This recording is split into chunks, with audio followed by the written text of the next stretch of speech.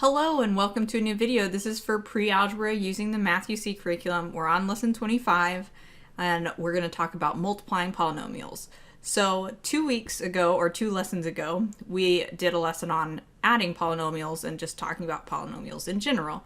Almost everything that you've ever done in math thus far has actually been something you could consider a polynomial. Numbers just like 2 or 5 or 10 or whatever, those could technically be polynomials. They're not interesting polynomials maybe, but they are polynomials. And then the things that we've started dealing with maybe last year or this year, like having 3x or 3x plus 5, that's a polynomial as well.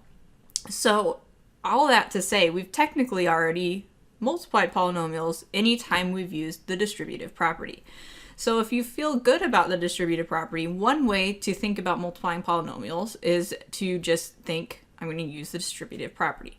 Now, the big thing that we kind of need to make a leap on here is this idea of what do I do now whenever I have x times different things? And so that's what we're going to be looking at as well. Remember the distributive property. We're going to do 2 times 3x and then 2 times 5. So when I do 2 times 3x, what I'm being asked to do is to say if we have a 3x, but we have it twice, meaning we're doing 3x plus 3x, we get 6x. So the way this, so that's the y behind it. And then the way we do it is just that when I have something like 2 times 3x, I multiply the numbers together, and that's one thing. And then if there's x's, I multiply them together, and that's a separate thing. So 2 times 3 is 6. There is an x there, so that x gets to come through and be in my answer. Then I do 2 times 5. Those are regular numbers, so they multiply just like regular numbers. 2 times 5 is 10. So I want to kind of represent this next one where we have x's. I want to also represent it with the idea of kind of algebra manipulatives, which look like unit blocks, but where the 10 rectangles are supposed to represent x's. So first, let's just kind of talk about what are we doing here. We're going to distribute the x, so we're going to do x times 2x, and then we're going to do x times 4. And the plus in between is because of this plus in the middle here. So what does it mean to do these two things? So if I want to use like algebra manipulatives, essentially what we're saying is that we have 2 x's and each x is represented by the rectangle 10 block. And then I have 4. So this is an x, this is an x, and then we'll have 1, 2, 3, 4. Okay, so each of those is worth 1. When we multiply by x, what we're doing is we're adding a dimension to this, is one way to think about it. That might be a little bit beyond where we're at, but we're adding basically this other direction. When I multiply each of these by x, I make basically another side here. And then I complete my figures. And so what happens here, if we want to think of it visually, is that when I do x times x, I get x squared. But because I'm doing x times 2x, what's happening is we'd get x squared twice. So x times 2x is 2x squared. So our numbers multiply together, our x's multiply together, and then we kind of smush it all together. So the 2 doesn't have anything to multiply with, but x times x becomes x squared. Then x times 4 is, we've got, that's this over here. So each of these, 1, 2, 3, 4, gets multiplied by x, so that now, since each of them would have an x with it, that would become 4x. So this is 2x squared plus 4x. Now, I've taught Algebra 1 many times. I don't normally actually explore this with my students, this idea of algebra tiles. So I actually had to try really hard to look this up and get it to make sense in my own head. And I think it's a little bit easier maybe if you do have the set of manipulatives that comes with the earlier math UCs, where you have unit blocks, and then you just kind of, instead of thinking of it as 10 or 100, you think of it as x and x squared. And I'm going to insert in a little video of me showing that, or at least I'm going to try to. so that you can kind of see how we do that. Because the MathUC workbook kind of splits us up into two ways of doing it. One is to build rectangles and find areas using this idea of an x times an x gives you an x squared. And then the other idea it uses is thinking of it like two-digit multiplication. So I think that that's great, both of those ways. I would add to that to me the easiest thing to do is just to think about the distributive property. And so what I think you should do is figure out which way makes the most sense to you, is getting you the right answer most of the time, if not all the time, and then work on perfecting that method. Because as an Algebra 1 teacher, I can't make you do it any of these particular ways. I mean, I could like make you write down extra stuff to show that you're thinking about it the way I want you to, but I personally, as an Algebra 1 teacher, totally disagree with that idea. These ways are all equal. Like, whatever way you want to do it is fine. It's that you have the understanding of how to do it is what's important. And whichever way you pick, you're still actually doing the same thing in your head. So it always flabbergasts me a little bit whenever a book or teacher tries to make you in this way do it a certain way, because it's really just, the way you should do it is the way that makes the most sense. Anyway, sorry, that was a tangent. So let's look at example 1, x plus 3 times x plus 1. So like I said, I like the distributive property. I did not leave myself a lot of room for arrows up top. If we do the distributive property here, but we have two terms and two terms, you got to think, how does that work? Because that's a little more complicated.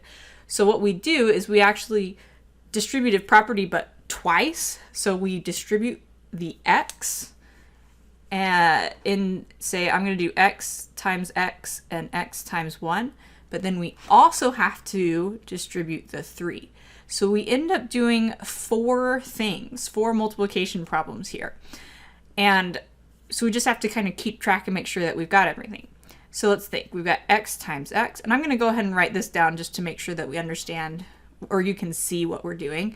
But you would not have to write this down every single time, if at all. So I'm going to do x times x, and then I'm going to do x times this 1. So that's going to be my next thing.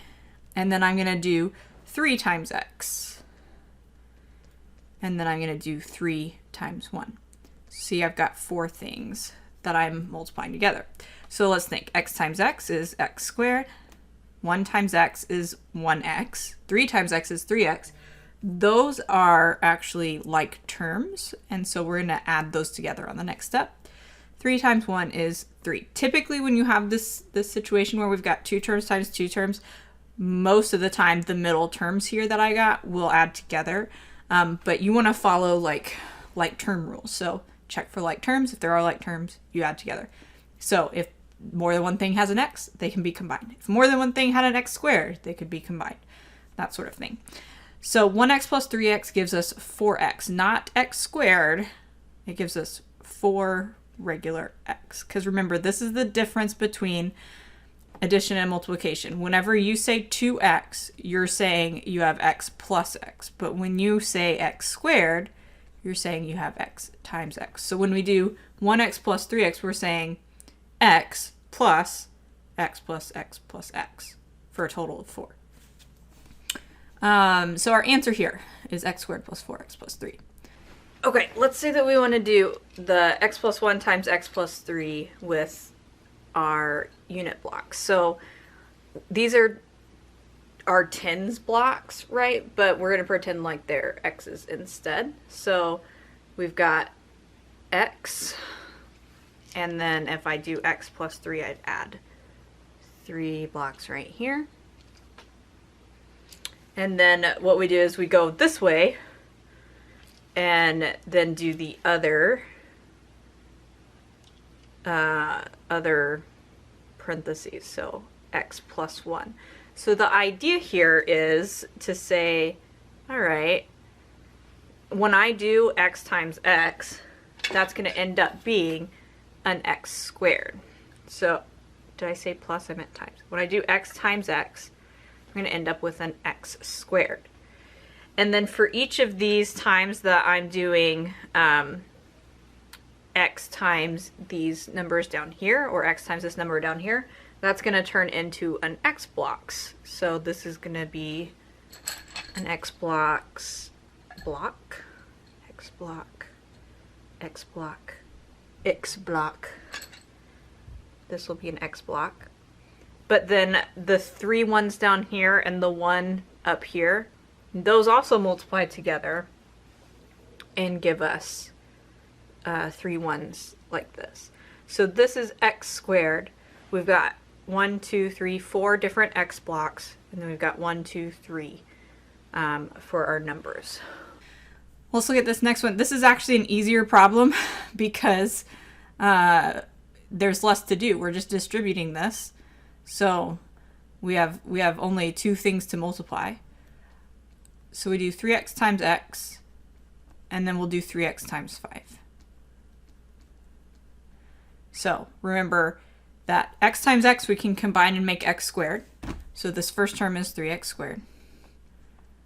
And then 3x times 5, we do the 3 and the 5 together because that's 15, and then the x goes next to it. And so just to try to explain again, like why we're able to do this way, because this might look to you like we're doing different things, like for no good reason. You're allowed to do multiplication in any order. So when we do 3 times x, we're choosing to do these together because we can, and then rewriting it with the x's combined. When we do 3x times 5, well, we can actually rearrange this and say, no, I want to do 3 times 5 times x. Or we don't even actually have to rewrite it that way. We're just thinking, I want to do the 3 and 5 together first because I can actually combine those, but the x still has to stay next to it. So hopefully that helps with why that works the way it does. If we wanted to do that with this 3x times x plus 5, how would that work? So 3x, doesn't matter which direction you choose to do which part of this, but I could do like 3x this way and then do x plus 5. I think that's the right example. If that's not the right number, my apologies. We have 5 here. So what's happening is that when we do x times x, we get x squared. Whenever we do, and we end up doing that 3 different times because we have x, x, and x for 3x. And then we come over here. This, if you've done in biology a Punnett square, which that may be a little bit be past where you're at, it reminds me kind of how we do Punnett squares. So x and x, we put these, and then x and times each of these, we're going to need x blocks for. So that means I don't actually know if I have enough of these. We'll find out, I guess. So x times this one gives us an x, gives us an x, gives us an x, gives us an x, gives us an x. And then that's going to repeat for these two as well, which is why I'm not actually sure if I have enough. I think I do.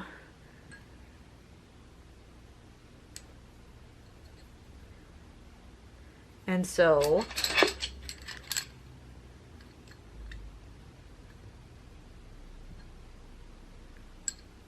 what does this end up being? Like, now that I've figured out what these are, it's almost like, well, now I want to take away my problem so I don't accidentally like put those in to my answer, because my answer here for 3x times x plus 5 is that I've got x squared plus x squared plus x squared, so 3x squared, and then each of these is an x, so there's 5 plus 5 plus 5 is 15, so there's 15 x's. The answer to this, which started off as 3x times x plus 5, is 3x squared plus 15x.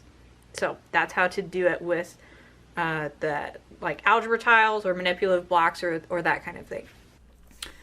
The other way we can think of this, and I actually like this method, is to think of it like how we do 2-digit multiplication. And so to do it, we set it up vertically like I have on example 3 and example 4.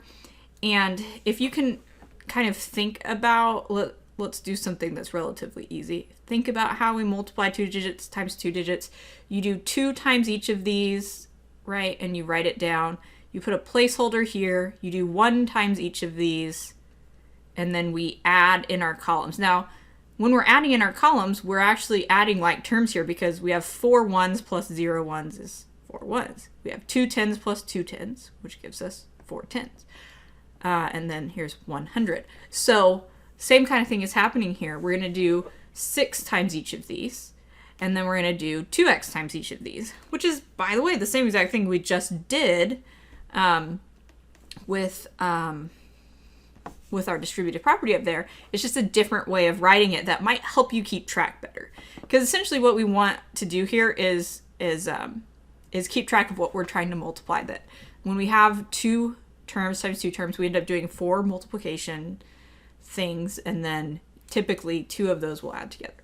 So let's see, 6 times 4 is 24. Now, we don't have to carry in the same way that we do whenever we're doing like 2-digit multiplication, because 24 just stays in that first spot. 6 times x would give us 6x. And then we go to our next row. So we're going to do 2x times each of these. We're going to leave either a space here, or you could actually put plus 0 if you wanted to, like what we do whenever we put a 0 here. And then we're going to do 2x times 4, which is 8x. And then we're going to do 2x times x, which is 2x squared. And then the way we've written this now, one of the things I like about this is it's easy to see, relatively easy to see in our columns what's like terms. The 6x and the 8x can add together, and then the 2x squared and the plus 24 don't have anything that adds with them. So we'll have 2x squared plus 14x plus 24. And that's our answer. So let's look at example 4 and do the same kind of thing. So we'll do -7 times each of these, and then we'll do x times each of these. So -7 times -7 is positive 14. -7 times x is -7x. That's not what I wanted. And then we're going to put a placeholder here, and then we're going to do x times each of these. So x times -2 is -2x. X times x is x squared. Now let's add in our columns. This is pretty bad handwriting on my part. Sorry about that. 14 plus 0 is 14. -7x plus -2x is -9x. And then nothing plus x squared is x squared. Now there is a bit of trickiness here of, you know, if you're the type of person that likes to know where what they're doing in math will be used later in life. This is kind of a tricky one. So this is a skill we're trying to develop, this ability to work with polynomials. And later on in math, we will see where some of these things are used. Like things with x squareds in them are actually used a ton in math and science. But for me to right now be able to give you a really solid example of where you could use this like tomorrow, I don't really have that for you. So just instead focus on it as kind of a skill you're trying to develop. It's going to keep coming back up in Algebra 1 and then Algebra 2 and probably even in geometry some. So it's not something you want to just be like, oh, it's probably not important. It's just that it's hard for me to give you a, here's where you're going to use this, other than to say, we're going to build off of this skill later on. So example 5 and example 6 is really similar to some of the word problems they're giving us in this example. So in this example, we have Danny adding numbers and multiplying numbers. So Danny added 5 to a number and 7 to the same number. Then he multiplied the two resulting numbers together, expressed Danny's answer as a polynomial. So we don't know what Danny's picking as a number. We just know that he's adding 5 to it, and then he's adding 7 to it, and then he's going to multiply these two things together. Well, all of a sudden, this looks a lot like what we did on most of our examples earlier. So whichever way you like best, we're going to multiply these together. I'm going to just use the distributive property. So x times x is x squared. X times 7 is 7x. 5 times x is 5x. And 5 times 7 is 35. So those times where it's 7 times x and one's a number and one's an x, they just smush together and become 7x. Because you're basically saying I have x plus x 7 times. The middle terms here are like terms, so we're going to add those two terms together. 7 plus 5 is 12, so that'd be 12x. Now, I just said it's hard for me to tell you about the usefulness of polynomials and multiplying polynomials, but I do want to, what I like about this problem is it points out one of the reasons that we do algebra the way we do. Is example 6 says if the value of Danny's number is 3, what is the value of the polynomial given as the answer? But then what if Danny changes his number to 7? So this is why we care about writing things with x's instead of just picking a number to use instead. So situations that we might use algebra in real life would be situations where we aren't sure what the answer is and are trying to solve for it, or maybe we know about what the situation is, but we want to be able to change a specific part of it. So maybe, you know, you're trying to get a certain profit or something, and so you want to be able to like mess with one of the things that's a part of the formula you're using. That's algebra. That's why this is helpful.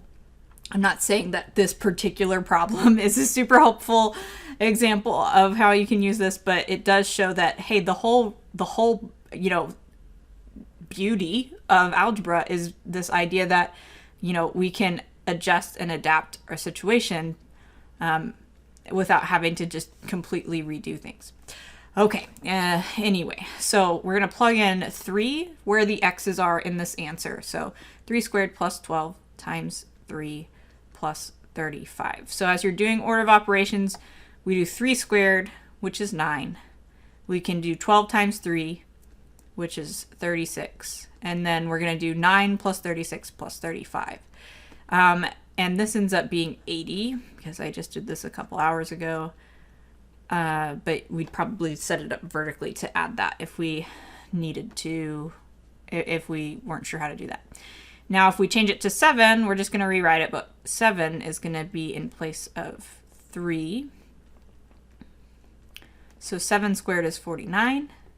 12 times 7 is 84 plus 35. So again, it may be that you want to add them vertically or add them 2 at a time, whatever is most helpful to you. So this is 18, carry my 1, 12, 13, 16. So this one is 168. Okay, so this has been multiplying polynomials with Pre-Algebra Math UC. Hope you enjoyed it. Definitely subscribe if you haven't already, and like the video, and definitely comment if you need some help. Thanks.